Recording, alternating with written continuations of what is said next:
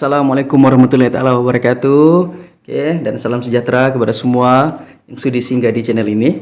Oke ya. Jadi kenalkan diri. Oke, bagi yang pertama kali yang belum kenal saya adalah Cikuzul, guru geografi dan sejarah. Oke, jadi dalam channel ini saya akan kongsikan silibus geografi dan sejarah dan juga apa saja yang berkaitan dengan dunia pendidikan. Oke, jadi video kali ini saya akan sambung dari bab 10.1 yaitu negara Asia Tenggara. Jadi saya sudah jelaskan 11 negara yang ada di Asia Tenggara di video sebelum ini, dan juga sekarang saya akan jelaskan bentuk muka bumi di negara-negara Asia Tenggara. Oke ya. Kalau sebelum ini Malaysia kita sudah belajar kan bentuk muka bumi ya. Jadi kita ini tengok kepada secara umum di negara-negara Asia Tenggara. Oke, pertama kita tengok dia punya kawasan Tanah Pamah dahulu. Bagaimana Tanah Pamah di Asia Tenggara. Jadi lepas itu kita tengok pinggir laut, tanah tinggi dan juga gunung berapi. Jadi 4 perkara kita akan tengok dalam video kali ini. Bentuk muka bumi ya. Pinggir laut, tanah pamah, tanah tinggi dan juga gunung berapi yang terdapat di Asia Tenggara. Jadi tanpa buang masa lagi, kita pergi kepada mod Google Earth. Oke guys, jadi kawasan Asia Tenggara ini memang dikelilingi oleh laut. Jadi satu negara yang tidak laut di Asia Tenggara ini yaitu Laos. Kenapa dia tidak laut? Sebab di sebelah kanannya ada Vietnam, di bawahnya ada Cambodia, sebelah kiri ada Thailand, di atas pula ada Myanmar. Jadi memang tiada laut lah, sebab dia berada di tengah-tengah kawasan jauh dari pantai. And then kita ada Laut Jawa, Laut Cina Selatan macam biasa memisahkan Sabah dan Sarawak. And then kita ada Laut Andaman, antara Thailand dengan Myanmar. Seterusnya Selat Melaka antara Semenanjung dengan Sumatera, Indonesia. And then kita ada Laut Sulu. Laut Sulu ni di Filipina, selatan Filipina, yang memisahkan antara Sabah dengan Filipina. Di bawah ada Laut Sulawesi atau bahasa Inggrisnya Sulawesi, yang memisahkan antara Sabah dengan Kalimantan dan juga Sulawesi. Ini ada Selat Makassar. Di bawah sekali lagi selat Laut Jawa. Jadi memang seluruh Asia Tenggara ini dikelilingi oleh lautan. Itu sebenarnya kita punya kelebihan utama. Mari kita lihat delta yang dimaksudkan, yaitu delta Sungai Irrawaddy di Myanmar. Ini adalah negara Myanmar. Sungai Irrawaddy mengalir dari utara Myanmar sampai ke selatan. Sampailah ke muara sungai. Muara sungai ini terdapat bentuk muka bumi delta. Ini adalah kawasan delta. Mari kita lihat kawasan Tanah Pamah ini, apa yang ada di sini. Di sini adalah kawasan penanaman padi. Jadi mari kita zoom kawasan padi mereka. Alright. Memang padi semuanya. Kita lihat satu-satu. Memang padi.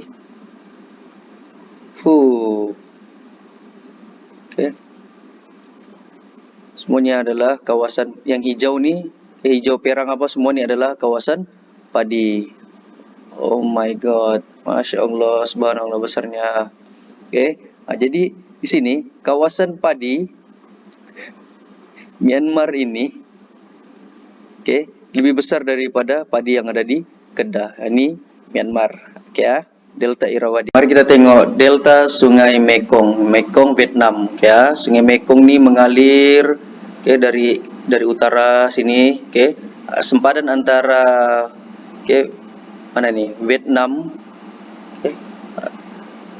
Sempadan antara Laos dengan Cambodia ni, itu adalah Sungai Mekong. Sungai Mekong mengalir turun ke bawah.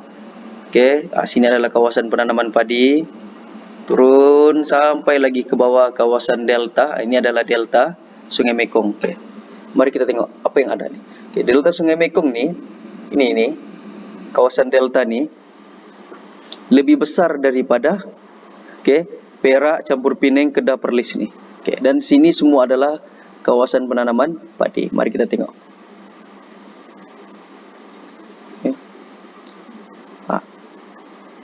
Bayangkan seluruh semenanjung tanam padi semuanya. Sampai ke sini lagi. Ini adalah semua adalah kawasan penanaman padi. Oke ya.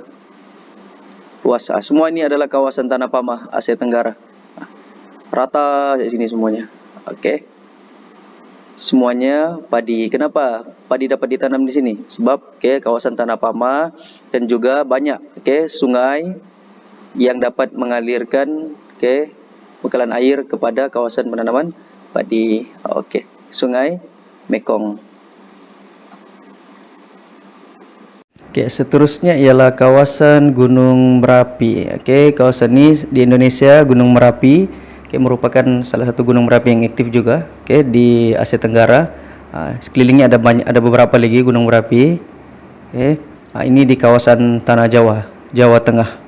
Ada Gunung Sumbing, Gunung Sunduro, dan Gunung Merbabu. Jadi ini pun sangat diperhatikan sebenarnya, sebab dia Gunung Merapi ini memang mengancam keselamatan penduduk. Bukan saja di kawasan tersebut, seluruh kawasan seluruh dunia pun boleh diancam. Sebab bahaya nih asap daripada Gunung Merapi. Dan kita pergi kepada Gunung Kerinci. Gunung Kerinci ini terletak di Sumatera, Indonesia. Mari kita lihat. Kita zoom dulu satu-satu. Tengah download. Ini adalah kawasan tanah tinggi. Gunung Kerinci di sebelah ini, yaitu tuh Mount Kerinci. Bukan sini. Alright. Di sini Mount Kerinci di Sumatera Barat, Indonesia. Jadi ini pun merupakan gunung berapi, masih hijau lagi, lama sudah tidak meletus sebenarnya. Ini pun merupakan salah satu gunung berapi yang aktif di Indonesia. Indonesia memang banyak gunung berapi, guys. And then gunung berapi yang paling aktif, di Indonesia dan di dunia, sangat dijaga nih, yaitu Gunung Berapi Krakatau. Di sebuah pulau di antara Sumatera dan juga Jawa. Orang cakap Krakatau, disebut Krakatoa. Sebenarnya orang Indonesia panggil Krakatau. Ini merupakan salah satu gunung berapi yang aktif. Banyak kali sudah memuntahkan laharnya. Sepanjang abad ini. Ada sejarahnya Krakatau ini. Asap dari gunung berapi Krakatau ini sebenarnya mampu untuk membuatkan satu bumi kita ini jerbu. And then yang terakhir yaitu Gunung Berapi Pinatubo di Filipina. Ini di Filipina. Jadi di bawah ini adalah kawasan lava sudah. Itu jadi tasik sudah. Akibat limpahan gunung. Ini jadi di kawasan gunung nih, merupakan kawasan volcano yang aktif. Jadi sebenarnya bahaya juga, anytime boleh meletus. Puncaknya ini kawah nih, jadi tasik sudah di atas. Sebab kena hujan kan. Alright, settle Gunung Merapi. Guys, tadi kita sudah melihat bentuk muka bumi di kawasan Asia Tenggara. Tanah tingginya di mana, Tanah Pamah, gunung berapinya. Jadi kita sudah tengok tadi. Sekarang kita pergi kepada subtopik terakhir dalam bab 10, yaitu sungai dan tasik utama di Asia Tenggara. Kalau kita di tajuk sebelum ini Malaysia kan, kita ada Sungai Pahang, Sungai Kidang Batangan, kan, Sungai Rajang. Itu di Malaysia. Tengok yang di Asia Tenggara. Jadi macam biasa kita lihat satu persatu. Mula dari sungai yang terpanjang yaitu Sungai Mekong, and then diikuti Sungai Irrawaddy dan juga Sungai Menam Chao Phraya. And then dua tasik utama yaitu Tonle Sap dan juga Danau Toba. Mari kita lihat dalam mode Google Earth. Guys, mari kita tengok Sungai Mekong. Sungai Mekong merupakan sungai yang terpanjang di Asia Tenggara, yaitu 4.888 km. Mari kita lihat dari mana ke mana Sungai Mekong ini. Jadi kita tengok di hilir dulu. Hilir Sungai Mekong berada di selatan Vietnam. Ini di kawasan delta. And then mengalir dari kawasan tengah sungai melalui Thailand, melalui Vietnam, melalui Laos. Jadi ini adalah Mekong River. Jadi Sungai Mekong ni kebetulan juga dia menjadi sempadan antara Laos dengan Thailand. Tengok. Mengalir panjang. Lalu Laos. Naik sampai ke atas. Oke, di kawasan pergunungan. Oke. Jadi dia berpunca dari kawasan pergunungan di sini. Oke. Dari Laos. Oke, jadi Sungai Mekong ini, oke. Sungai Mekong inilah yang mengairi kawasan pertanian padi di utara Thailand sampailah ke Laos, oke. And then turun sampai ke Vietnam. Oke. Jadi di Thailand, oke, kalau di Vietnam nih, ya. Di sini delta nih. Selatan ini adalah masuk Vietnam sudah. Oke, jadi di kawasan, oke, sepanjang Sungai Mekong ini saja, oke, ada 90 juta penduduk, oke, di 3 negara nih yang bergantung kepada Sungai Mekong dalam aktiviti pertanian padi. 90 juta, guys. Penduduk Malaysia 32 juta. Ini 90 juta penduduk kerja dalam bidang, oke, pertanian padi. Jadi lebih 140.000 km persegi padi sawah ditanam di lembangan Sungai Mekong. 140.000 km persegi. Oke, ini memang sangat luas lah. Ya. Oke, seterusnya kita tengok Sungai Irrawaddy, Myanmar. Oke.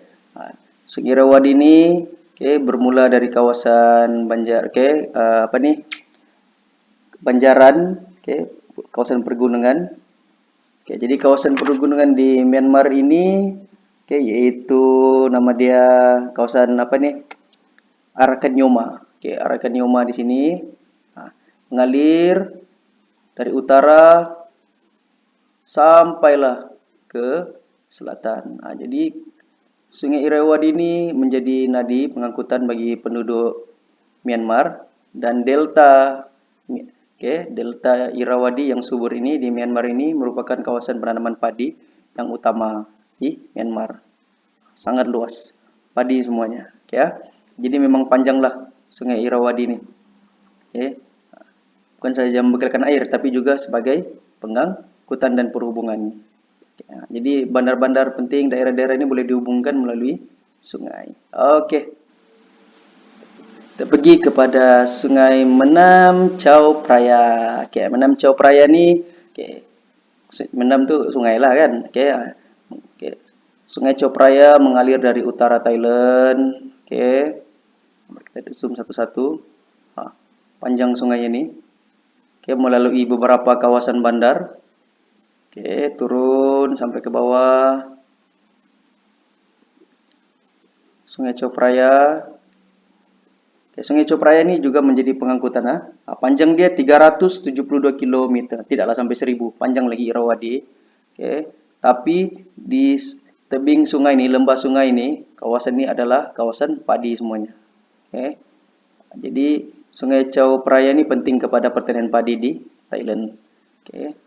Kalau kita tengok Sungai Chao Phraya melalui ibu negaranya yaitu Bangkok. Nih. Jadi sepanjang Sungai Chao Phraya nih, ini ada kawasan bandar. Seperti yang kita tengok tadi, yang Tanah Pama kawasan padi kan. Di sini kawasan padi semuanya nih. Jadi Sungai Chao Phraya ini menjadi nadi utama pengangkutan dan perhubungan di Thailand dan juga paling penting mengairi kawasan pertanian padi. Jadi di tempat ini ada terkenal dengan dengan daya tarikan pelancong yaitu apa itu namanya? Pasar terapung. Orang menjual di perahu saja, ya. Jadi itu pun merupakan salah satu. Nanti kita tengok gambarnya. Jadi sungai ini penting juga untuk mengangkut kayu balak dan juga barangan pukal. Gelarannya apa? Venice Timur. Sebab dia ada sungai kan, bandar-bandar ni dihubungkan melalui sungai. Tengok, lalu tengah bandar Bangkok ni, ada Sungai Chao Phraya. Alright. Guys, mari kita tengok Tasik Tonle Sap, terletak di bahagian barat Kemboja. Ini Kemboja. Merupakan tasik air tawar semula jadi terbesar di Asia Tenggara, yaitu 2.569 km persegi. Dan tasik ini membekalkan sumber air untuk keperluan domestik penduduk Kemboja. Maksudnya, sumber air lah, untuk penduduk Kemboja, untuk industri dan juga pertempatan. Dan sistem pengairan berpunca dari tasik ini membentuk terusan yang digunakan untuk penanaman padi secara meluas. Jadi orang bina terusan tali air banyak di sini untuk kawasan penanaman padi. Jadi sumber airnya padi ini dari Tasik Tonle Sap. And then perikanan air tawar merupakan kegiatan ekonomi terpenting dan dijalankan sepanjang tahun. Oke, memang di sini kawasan air tawar. Jadi sesuai lah untuk ternak ikan kan. Oke, and then musim kemarau Tasik ini menjadi cetek dan kegiatan perikanan giat dijalankan. And then Tasik ini juga merupakan kawasan pelancongan dan kapal dapat mudik ke kawasan Tasik melalui Sungai Mekong. Jadi dari Sungai Mekong dapat masuk ke kawasan Tasik ini. Ini maknanya kalau kapal-kapal pelancong ini boleh masuk, maknanya sungai ini sangat dalam dan juga luas juga lah. Oke. Oke, nanti mari kita lihat sungai dan juga gambar-gambar perahu pelancong yang masuk ke kawasan Tasik Tonle Sap. Oke, and then seterusnya kita pergi kepada Tasik Danau Toba. Merupakan tasik yang terletak di Pulau Sumatera Indonesia. Jadi di utara Sumatera. Jadi kawasan ini merupakan kawasan gunung berapi aktif. Jadi tasik ini merupakan tasik air tawar yang terbesar di Indonesia. Jadi tasik ini di tengah-tengahnya ada pulau. Spesial kan? Jadi kawasan ini merupakan kawasan pelancongan juga. Pemandangannya yang cantik. Di sini kawasan tengah ini. Jadi ada kawasan bukit pula di kawasan tengah pulau. Ini adalah jadi sepanjang tempat ini memang menjadi daya tarikan pelancong sebab pemandangannya yang cantik di sini. Alright, ini adalah Tasik Danau Toba. Jadi yang terbentuk antara 73.000 hingga 75.000 tahun yang lalu. Lama sudah dah. Size Danau Toba ini adalah 100 km panjang dan 30 km lebar. 100 km panjang, 30 km lebar. Terdapat sebuah pulau besar. Pulau ini nama dia Pulau Samosir. Ini nama dia Pulau Samosir. Jadi terbentuk akibat pergerakan magma di bawah Tasik. Jadi ini adalah kawasan vulkanik lah. Ada magma di bawah ini. Dan Tasik ini membekalkan sumber air untuk keperluan domestik dan juga aktiviti pertanian. Jadi pertanian di sini bergantung kepada Tasik Danau Toba. Alright. Jadi kita sudah pun melihat tadi satu persatu sungai dan tasik utama. Ingat, sungai terpanjang Sungai Mekong, kedua terpanjang Irrawaddy, and then Menamchau Praya, dan juga tasik terbesar di Asia Tenggara Tasik Tonle Sap. Tasik Tonle Sap. Dan di Indonesia ada Tasik Danau Toba. Tonle Sap di Kamboja, Danau Toba di Indonesia. Kalau di Malaysia pula apa tasik kita yang terbesar? Tasik Kenyir. Jadi rasanya itu sahaja bentuk muka bumi di Asia Tenggara. Rasanya melalui video ini Anda dapat tengok sudah bagaimana bentuk muka bumi di Asia Tenggara. Lebih kurang juga sebenarnya dengan Malaysia kan, negara-negara lain kan. Ada sungai, ada tanah tinggi, tanah pama. Tanah pama sebenarnya bandar padi kan. Jadi saya harap ada manfaatnya video ini kepada Anda semuanya, dan melalui video ini Anda juga dapat menguasai bab 10. Jangan lupa hafal tuh nama-nama negara Asia Tenggara dan juga bentuk muka buminya. Sekian saja dari saya. Bye bye.